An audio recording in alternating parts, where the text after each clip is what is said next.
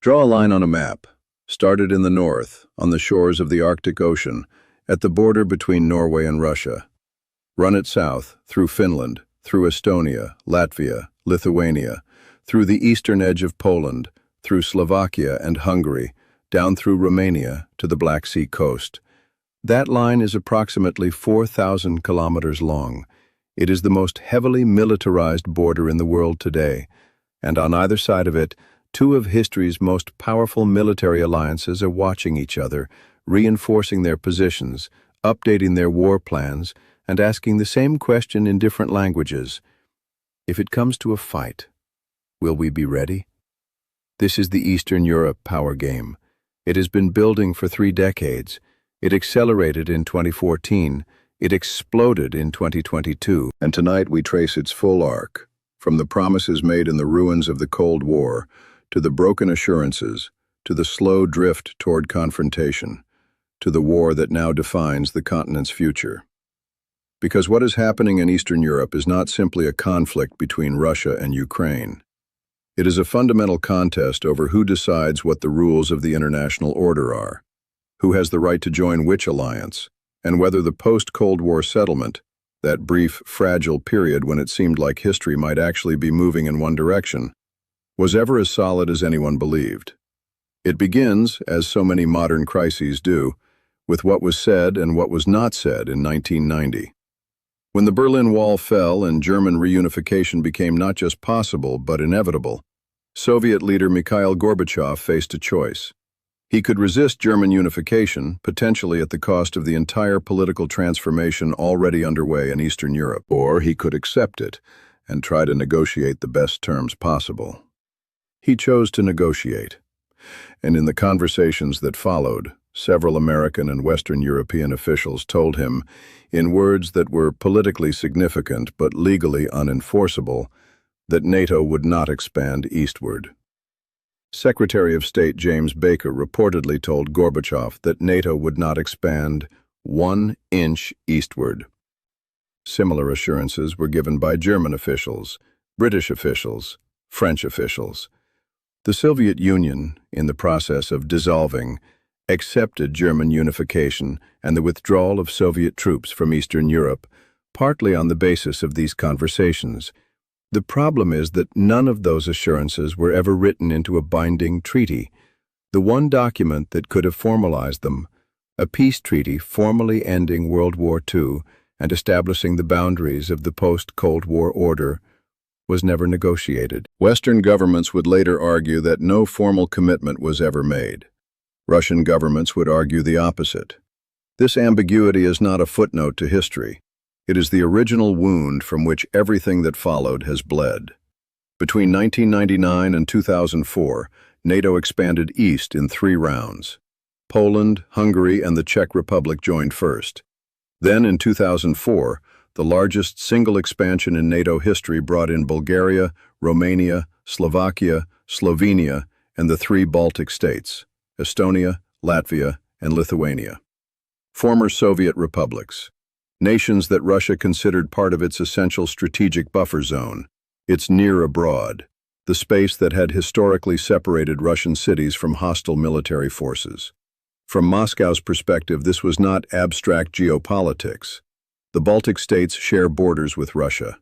Estonia is less than 200 kilometers from St. Petersburg, Russia's second-largest city. Latvia and Lithuania sit at the gateway to Kaliningrad, Russia's strategically vital enclave on the Baltic coast.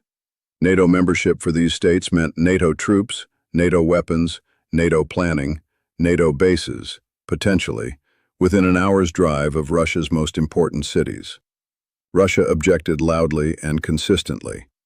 Vladimir Putin raised it in his 2007 Munich Security Conference speech, a moment that Western analysts would later identify as the clearest early warning sign that Russia was prepared to act on its concerns. He called the unipolar world order, American-led, Western-defined, unacceptable. He warned against NATO expansion. He was politely listened to and largely dismissed. The dismissal was strategic. NATO's position was that expansion was a matter of sovereign choice. Nations that wanted to join and met the membership criteria should be allowed to join, full stop. Russia had no veto over the sovereign decisions of independent states. This was legally and principally correct. It was also, in practical terms, a refusal to take seriously the security concerns of a nuclear-armed great power with a long historical memory. Then came 2008, the NATO summit in Bucharest. After internal debate, the alliance issued a declaration that Ukraine and Georgia will become members of NATO. Not that they would be invited, not that membership was possible, will become. The most consequential two words in the summit's communiqué. Moscow's response was immediate and furious. 4 months later, Russia went to war with Georgia. A brief, decisive military campaign that ended with Russian forces occupying South Ossetia and Abkhazia, redrawing the map of the South Caucasus, and establishing, for the first time in the post-Cold War era, that Russia was prepared to use military force to prevent NATO expansion along its borders. The West imposed sanctions. The sanctions were not severe. Georgia did not get a membership action plan. The war, from Moscow's perspective, accomplished its primary purpose. The lesson registered. In 2014, the same logic played out in Ukraine, but on a larger stage with higher stakes. The Maidan Revolution, which removed a pro-Russian president from power in Kiev, was seen by Moscow as a Western-backed coup, a characterization disputed by Western governments, but widely believed within Russia's security establishment. Within weeks, Russia annexed Crimea. Within months, Russian-backed separatists controlled significant portions of the Donbass. The world changed. But perhaps the most important change was not in the territory Russia seized. It was in the response that followed, or rather, the response that did not follow. The United States and NATO did not send troops to defend Ukraine. They sent statements. They sent sanctions. They sent, eventually, some weapons and training. But they did not send forces. They drew a line. Ukraine was not a NATO member, and NATO members were not obligated to defend non-members. That line, that gap between political sympathy and military commitment, was noted carefully in Moscow, and in Beijing, and in Pyongyang, and in Tehran. But the annexation of Crimea also triggered something that Russian strategists had not fully anticipated: a serious, sustained remilitarization of NATO's eastern flank. Not immediately, not dramatically, but steadily, consistently, with a long-term seriousness that had been largely absent from European defense planning since the 1990s. Poland began what would become one of the most remarkable military buildups in modern European history. It increased defense spending to 4% of GDP, double the NATO target, more than twice what most alliance members spend. It began purchasing F-35 stealth fighters, K-2 Black Panther tanks from South Korea, HIMARS rocket systems from the United States, SHORAD air defense systems. It expanded its army. It discussed reintroducing conscription. It worked to position itself as the central land power of NATO's eastern flank, the state that would bear the brunt of any Russian conventional thrust toward the alliance. The Baltic states invested in layered defensive fortifications. Estonia built extensive anti-tank barriers and pre-positioned weapons caches. Lithuania developed a strategy of total national defense, with civilian reserves trained to support military operations. Latvia hardened its border infrastructure.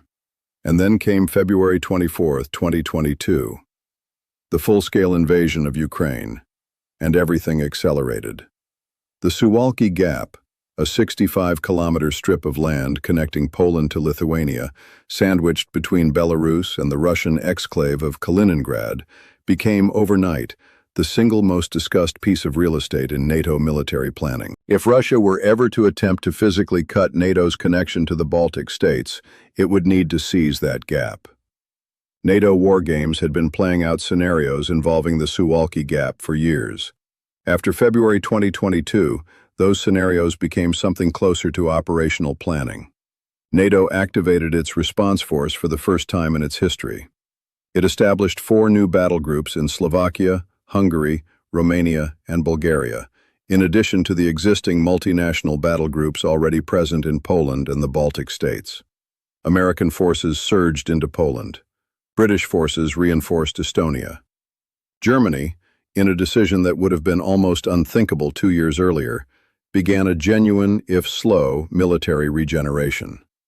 Finland and Sweden applied for NATO membership, two nations with decades of carefully cultivated neutrality, nations that had built their security policy around not provoking Russia, concluded that the invasion of Ukraine had fundamentally changed the calculus. After some diplomatic turbulence with Turkey, both joined. The alliance gained over 1,300 kilometers of new Russian border, two highly capable militaries, and access to the Baltic Sea in ways that changed the strategic geometry of Northern Europe. The Russian military, meanwhile, was discovering in Ukraine the consequences of decades of procurement corruption, inadequate training, poor logistics, and a command culture that discouraged initiative at the junior officer level. The army that swept into Ukraine expecting a quick operation found itself in a grinding, attritional war it was not fully prepared for. Russia adapted. It always does. But the adaptation required enormous resources, enormous casualties, and a wartime economic mobilization that is reshaping Russian society. And yet, Russia is not losing. Let that register fully. Despite the significant military setbacks, despite the equipment losses that NATO officials described as catastrophic, despite the casualty figures that independent analysts place in the hundreds of thousands, Russia holds significant portions of Ukrainian territory.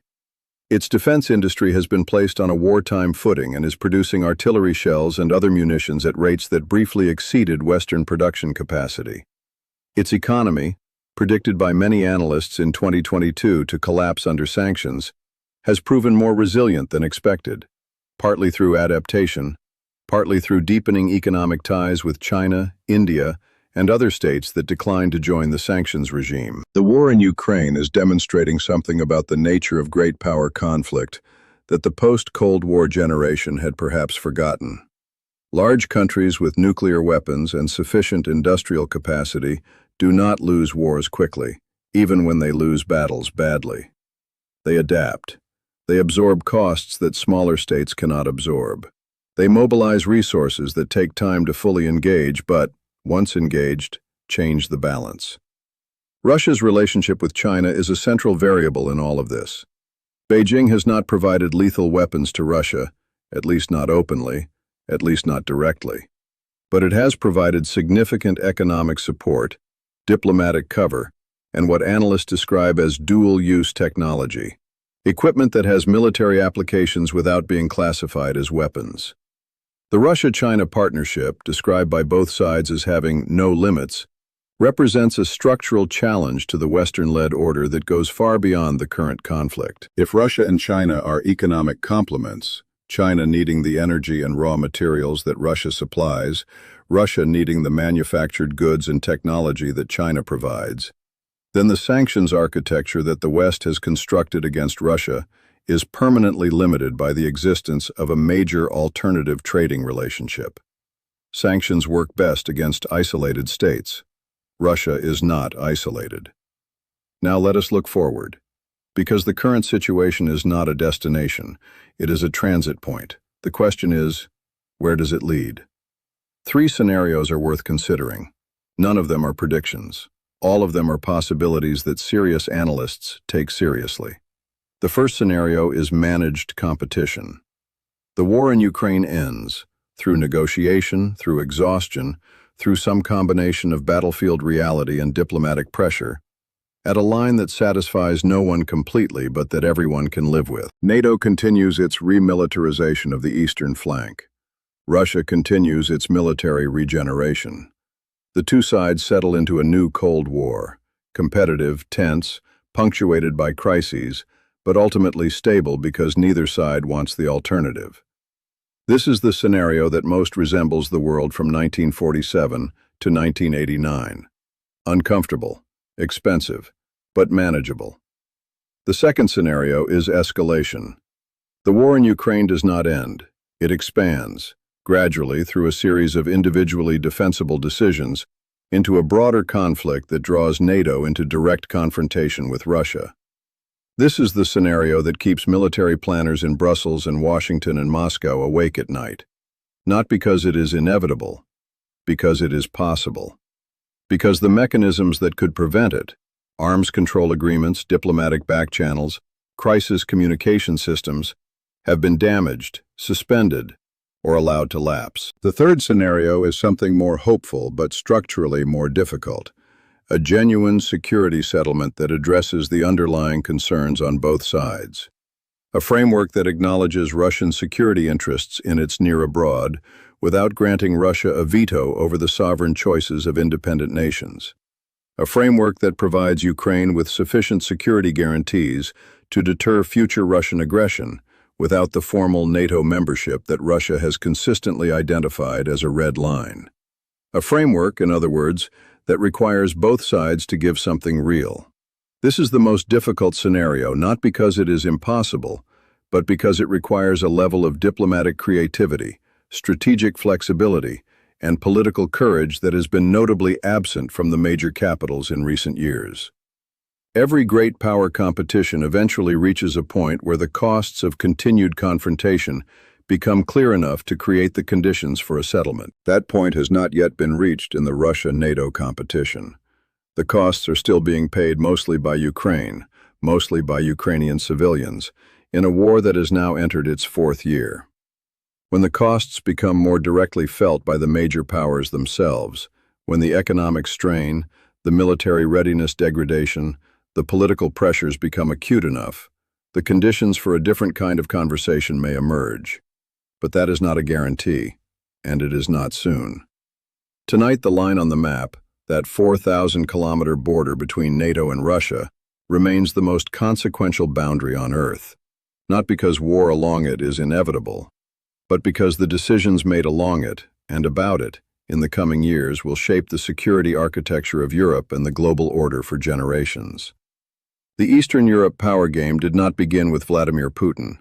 It did not begin with the NATO expansions of the 1990s. It is rooted in centuries of European history, in the geography of the great Eurasian plain that offers no natural barriers between East and West, in the long memory of peoples who have been invaded from both directions and are determined not to be again. Understanding that history does not justify any particular decision made by any particular government, but it is necessary context for understanding why this conflict is so deeply felt, so stubbornly resistant to easy solutions, and so freighted with consequences that extend far beyond the borders of Ukraine. The game is not over. It has barely entered its most consequential phase.